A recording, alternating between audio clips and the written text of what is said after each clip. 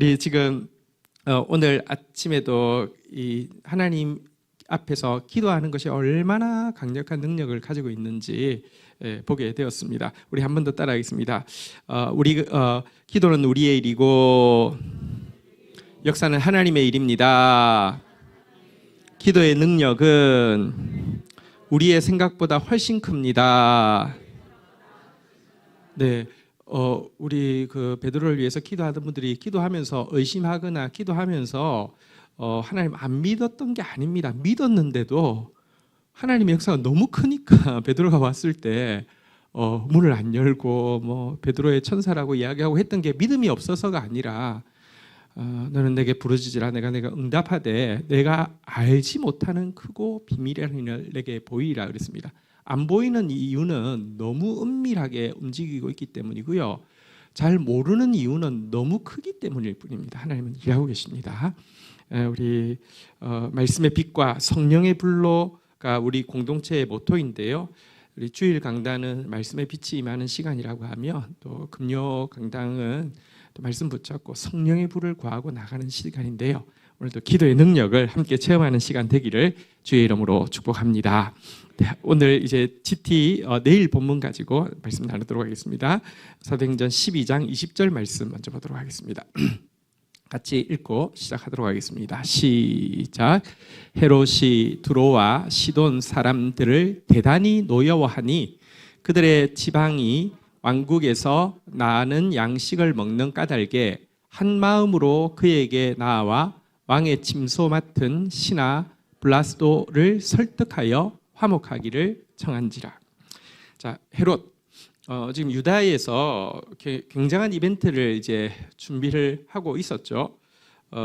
야고보를 죽이고 반응이 좋으니까 베드로까지 죽이려고 완벽한 계획을, 그것도 예수님 처형한 날 골라가지고 딱 물샐 틈 없는 계획으로 준비했는데 정말 기도의 능력으로 말미암아 한꺼번에 물거품이 되어지고요. 초라하게 부끄러움 가운데 이제 자기가 다스리는 자기의 왕궁이 있는 이제 가이사랴로 돌아갔던 헤롯이 돌아간 것으로 끝이 나지 않고요. 죽는데요. 비참하게 죽는데요. 어떻게 죽게 되는지를 이제 지금 보여주는 내용입니다. 헤롯에 대해서 미리 조금 먼저 설명하고 나갈게요. 성경에 보면 헤롯이 이런 헤롯 저런 헤롯이 많이 나와서 이 헤롯이 그 헤롯인가 좀 헷갈릴 때가 많거든요. 그래서 조금 이제 간단하게 설명하면 헤롯은 이제 4대에 걸쳐서 그러니까 그 이제 헤롯 왕이 나오는데요. 그 중에 이제 그 왕이라고 할 수 있는 인물은요. 한번 따라 있습니다. 헤롯 대왕. 처음 이제 그 헤롯 그 왕가를 연 헤롯 대왕이 왕이고요. 그의 세 아들은 분봉왕이라고 해서 로마로부터 유대의 왕으로 인정받은 게 아니라 아버지가 자기 영역을 세 개를 나누어 줬던 분봉왕이어서 왕이라고는 부르지 않고요. 그리고 3대째가 헤롯 아그리파 1세라는 이제 이 왕이 나오는데 이때 다시 왕이 됩니다. 분봉왕이 아니라 전체 그 헤롯 대왕이 가지고 있던 영토를 회복하고 로마로부터 이제 왕으로 인정받는 직화를 해서 다스리는 이 왕이 서게 된 게 헤롯 안디바 1세이고요. 그의 아들 헤롯 안디바 2세 때에 이제 그 헤롯 왕조는 무너지기 때문에 4대에 걸쳤는데 그래서 주요 인물은 헤롯 대왕하고 헤롯 아그리파 1세가 주요 인물이 되겠습니다. 그리고 우리가 성경에서 나온 인물 헷갈리는 예를 들면 그 헤롯 그 안디바랄지 헤롯 그 빌립이랄지 헤롯 그 아켈라오랄지 뭐 이런 사람들은 헤롯 대왕의 그 아들 3명 그 이제 이 3명인데요. 오늘 본문에 나오는 헤롯은 누구냐고 하면 이야기했던 그 헤롯 대왕 다음에 그의 손주인 이스라엘에서 사실은 이제 왕이라고 할 수 있는 사람이 이 두 사람밖에 없거든요. 헤롯 대왕하고 헤롯 아그리파 1세. 여기 헤롯 아그리파 1세가 되겠습니다. 조금만 더 설명드려도 되겠습니까? 헤롯은 그 과거 이제 그 시대에 엄청난 정치력을 가진 사람입니다. 완전 그냥 그 뭐랄까요 처세술의 황제라고 정말 귀재였습니다. 로마가 이제 그 공화정에서 이제 이제 제국으로 바뀌는 시점에 폼페우스 가이우스 이제 카이사르 이런 그 이제 막 그 경쟁 구도가 있었는데요. 제일 처음에 폼페이우스에 붙었다가 그다음에 말을 또 가이사르에 잘 붙어서 또 살아남고, 또 가이사르 그가 이제 그다음이 여러분 아시는 대로 안토니우스 옥타비아누스 이제 이 두 사람이 막 하는데, 제일 처음에 안토니우스에 붙었다가 또 옥타비우스에 또 붙어가지고 또 살아남고, 그리고 여러분 잘 아시는 대로 안토니우스하고 옥타비우스 둘 다 이렇게 연인으로 만들었던 능력 있는 여자가 있었죠. 누구였습니까? 클레오파트라 있잖아요, 그죠? 이 클레오파트라가 둘 다 연인으로 만들면서 제일 탐내던 땅이 이 유대 땅인데요. 그럼에도 불구하고 안토니우스가 힘이 있을 때, 옥타비우스가 힘이 있을 때, 다시 말하면 클레오파트라가 힘이 있을 때도 유대 땅에 대한 지배권을 한 번도 잃어버리지 않은 사람이 헤롯 대왕입니다. 정치력이 정말 만렙입니다, 만렙. 그리고 성경에 나오는 이 베들레헴에서 유아 살해했던 왕도 헤롯 대왕이고, 예루살렘 성전을 건축하기 시작한 왕도 헤롯 대왕이 되겠습니다.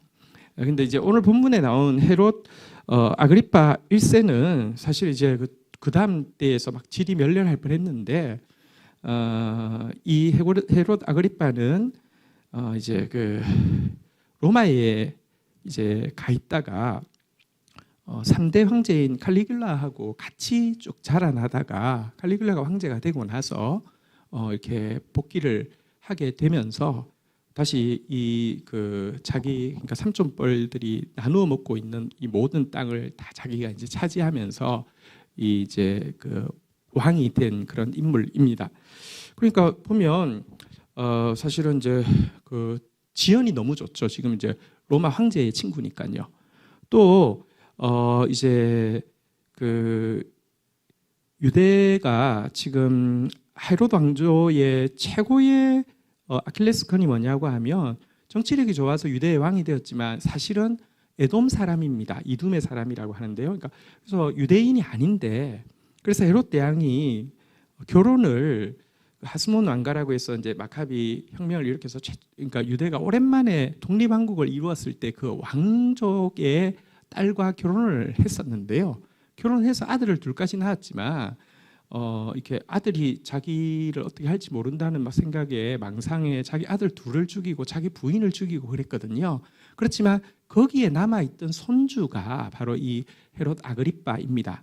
이 헤롯 아그리빠, 그래서 안전을 위해서 로마로 가 있다가 그곳에서 이제 칼리굴라랑 같이 자라면서 그 시점이 맞아가지고 왔기 때문에, 혈연도 유대인 입장에서는 어쩔 수 없이 헤롯을 받아들여야 되지만, 이 사람은 자기들 왕조의 피가 흐르고 있기 때문에 혈연이 너무 좋고요, 지연이 너무 좋고요, 또 공부도 로마에서 하고 왔으니까, 우리로 치면 지금 하버드 나온 사람이니까 엄청 좋아서 굉장히 제대로 이제 인정받는, 오랜만에 제대로 인정받는 아주 그냥 자신만만한 왕이었던 것을 일단 좀 기억할 필요가 있겠습니다. 그러니 유대인들에게 인심 얻을 만한 준비가 된 상태에서 기독교 박해를 하니까 정말 좋은 반응이 나올 뻔했는데, 수포로 돌아갔으니 기분 굉장히 나빴겠죠. 자, 가이사랴로 왔을 때에 두로와 시론 사람들이 사절단이 오게 된 이제 것이었죠. 왜냐고 하면 이들은 사실은 헤롯과는 아주 좋지 않은 관계고, 헤롯도 좋아하지는 않는데, 이들은 어쨌거나 작은 상업 국가이고 식량을 헤롯 왕의 이 땅 유대 갈릴리 지역에서 공급을 받아야 되기 때문에 이제 어떻게든지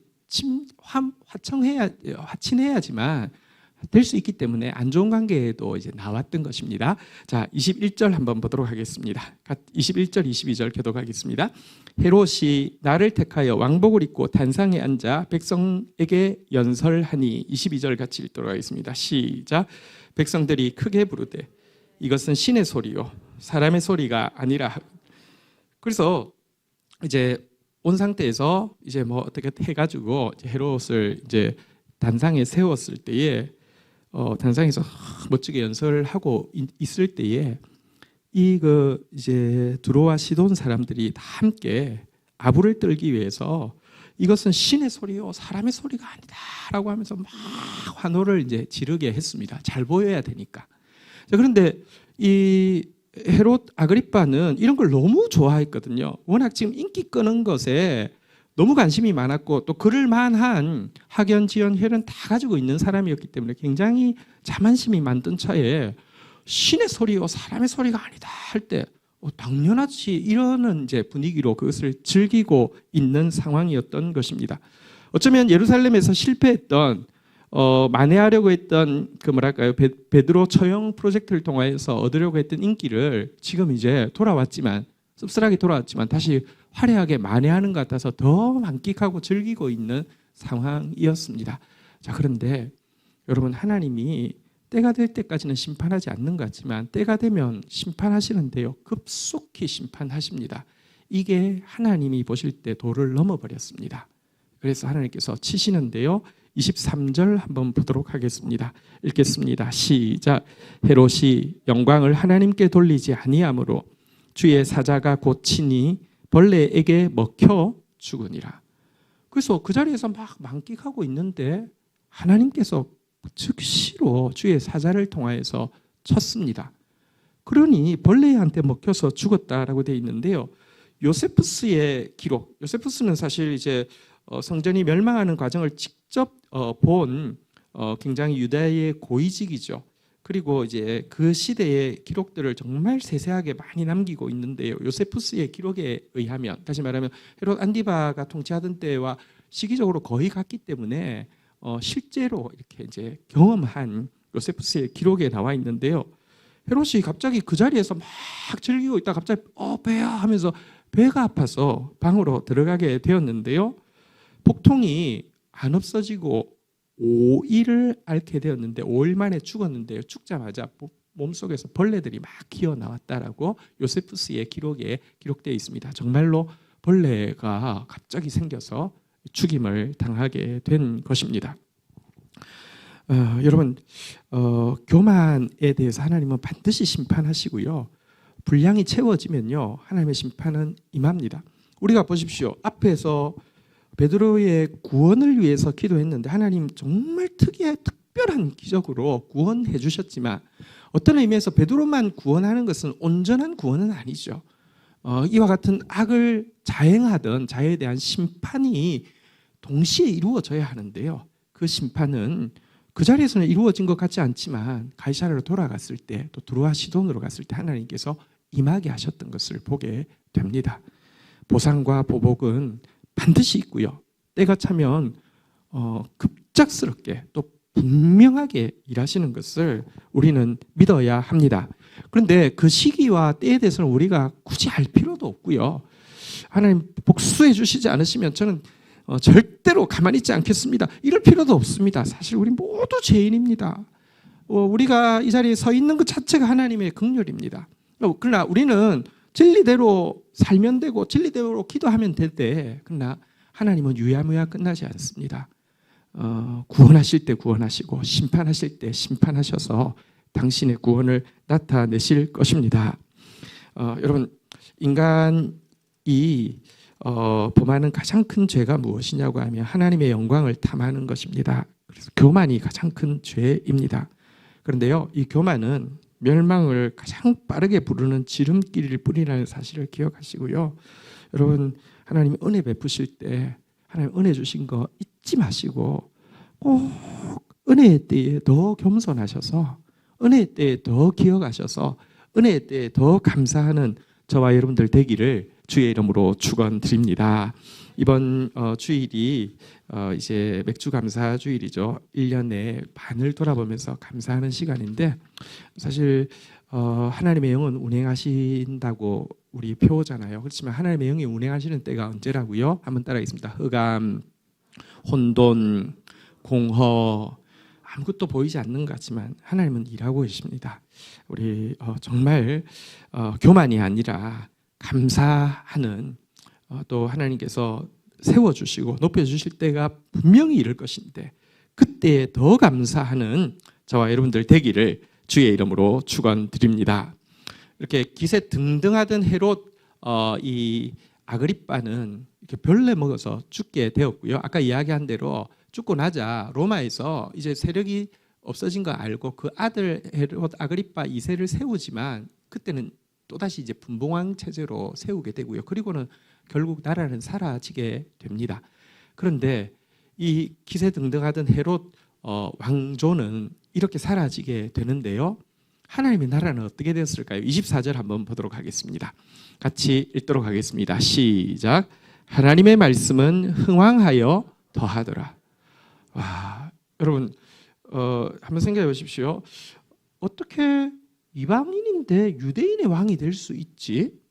어떻게 줄 한 번 잘못 쓰면 끝장나는데 4번이나 잘못 샀는데 여기서 바꾸고 이래가지고 또 그 엄청난 라이벌 클레오파트라가 있는데도 그걸 막 다 해낸 그 수완꾼 헤롯 대왕, 그리고 그 자손 중에서 제일 혈통 좋은 그 헤롯 아그리빠, 뭐 황제의 그 후광을 등에 업은 이런 사람도 벌레 먹어 죽고 그리고 그 나라도 사라지는데요.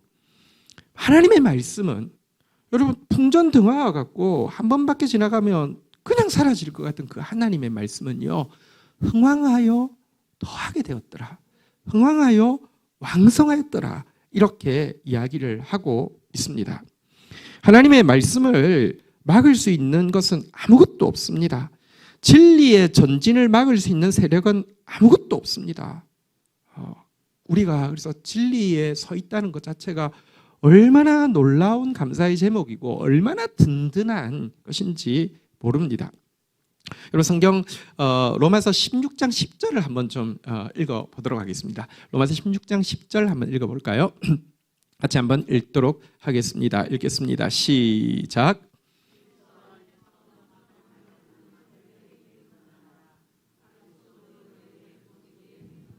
자, 여기 보면 로마서 마지막 부분에 인사하는 두 인물이 나오는데요. 아벨레라는 사람하고 아리스토블로라는 사람이 나옵니다. 누굴까요? 여러분 여기 아벨레 아리스토블고는 아까 제가 그 헤롯 아그리빠 1세가 혈통 혈연 치연 다 좋았다고 이야기했잖아요. 그죠? 아리스토블고가 누구냐고 하면 바로 아그리빠의 동생입니다. 아그리빠 1세의 동생인데요. 아그리파 1세는 카리귤라라는 로마 황제 중에서 제일 망나니 2대 망나니 하면 카리귤라하고 네로를 치는데요. 이 3대 황제인 카리귤라의 친구였다고 하면 이제 그다음 황제가 클라우디우스인데요. 이게 그 성이 다릅니다. 이제 이것도 역성 혁명이 일어난 거죠. 근데 클라우디우스의 친구가 아리스토블로입니다. 그래서 사실은 아리스토블로는 유대인들 입장에서는 또 성품도 착하고 그래서 헤롯 아그리빠 1세가 죽고 나자 정말로 그들의 왕이 되기를 간절히 원했던 사람이 바로 아리스토블로이고요. 앞에 나오는 에벨레도 같은 가문 사람인데요. 이 사람은 유다인의 왕이 되지 않고요. 그리스도교의 신자가 되었습니다. 그는 허망하고 없어질 인간 왕국에 미련을 두지 않고요. 없어지지 않을 하나님 나라를 발견하고 복음 안으로 들어와서 여기 보니까 그리스도 안에서 인정함을 받은 가정으로 이렇게 세워지고 있습니다. 이게 진짜 역전 아닙니까? 하나님의 말씀은 흥왕하여 더하니라. 하나님 나라는 무너지지 않습니다. 우리는 그 하나님의 말씀 붙잡고 나아가는 공동체입니다. 우리 하나님 말씀에 세워주신 것을 인하여서 감사하고 그 말씀 붙잡고 함께 싸우는 저와 여러분 되기를 주의 이름으로 축복합니다. 자, 12장 25절 마지막 절 보도록 하겠습니다. 같이 읽도록 하겠습니다. 시작. 바나바와 사울이 부조하는 일을 마치고 마가라 하는 요한을 데리고 예루살렘에서 돌아오니라. 자, 그런데 여러분 베드로가 기적적으로 탈출을 해서 그 어디에 제일 먼저 이제 찾아왔습니까? 마가 요한의 다락방에 찾아왔었잖아요, 그죠? 그리고 그 교회 공동체가 위험에 처할 수 있으니까 자기 하나님께서 하신 일을 간증하고 이제 그 다른 곳으로 옮기긴 했지만 바로 마가 요한의 다락방에 찾아왔는데 여러분 그 바울과 바나바가 여러분 그 지금 안디옥 교회에서 교회가 건강하게 세워지고 예루살렘에 기근이 들었다는 소식을 듣고는 구제연금을 모아서 올라온 때가 언제냐고 하면 베드로에게 이와 같은 엄청난 기적이 일어난 그 순간을 이들이 올라왔다가 목격을 하게 된다는 것입니다. 왜 하나님께서 베드로에게 이와 같은 엄청난 구원의 기적을 일으켜 주셨느냐에 또 한 가지 단서가 여기 있습니다. 베드로는 유대 교회의 지도자로 세움 받은 사람이라고 하면 바울과 바나바는 이방 교회의 지도자로 세움 받은 사람입니다. 유대 교회도 복음을 지키려고 할 때 수많은 박해들이 있었지만 이방 교회에서 복음을 전하는 과정에 수많은 박해들이 있을 것입니다. 그런데 물론 박해 때마다 기적이 일어나는 것 아닙니다. 그러나 여러분 이곳에서 본 기적 정말 여러분 사교대로 4명이 사교대로 16명이 베드로 한 사람 지키는데도 그들이 눈을 시퍼렇게 뜨고 있는데도 자기도 무슨 일인지 모르게 탈출시키는 하나님의 엄청난 기적. 그리고 그 후에 헤롯, 아그리빠, 기세 등등하던 왕이 벌레 먹어 죽는 이 일을 여러분 이방에 있어도 소문은 들을 수 있겠지만 직접 와서 바로 그 마가 요한의 다락방에서 볼 수 있게 하신 이유가 무엇이겠습니까? 우리 13장에 가면 사실은 이 바울과 바나바를 하나님께서 따로 세우셔서 이제 1차 전도 여행을 시작하게 하고 이방인의 사도의 역할을 시작하게 하실 터인데요. 이 사역이 시작되기 전에 눈으로 이것을 보게 하신 것은 내가 너희와 함께 할 것이다. 너희는 가서 만민에게 복음을 전파하라. 내가 너희를 떠나지 아니하고 버리지 아니하고 내가 너희와 함께 할 것이다. 너희가 기도할 때 나는 역사할 것이다라는 것을 그냥 성경의 기록이 아니라 눈으로 볼 수 있게 해주셨다는 것입니다.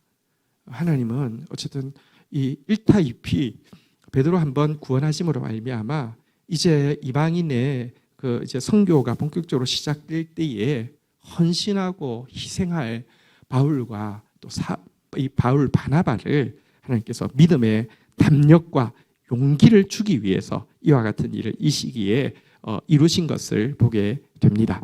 자, 그리고 또 그 마가 요한의 다락방에 갔다가 누구를 데리고 안디옥으로 왔다고요?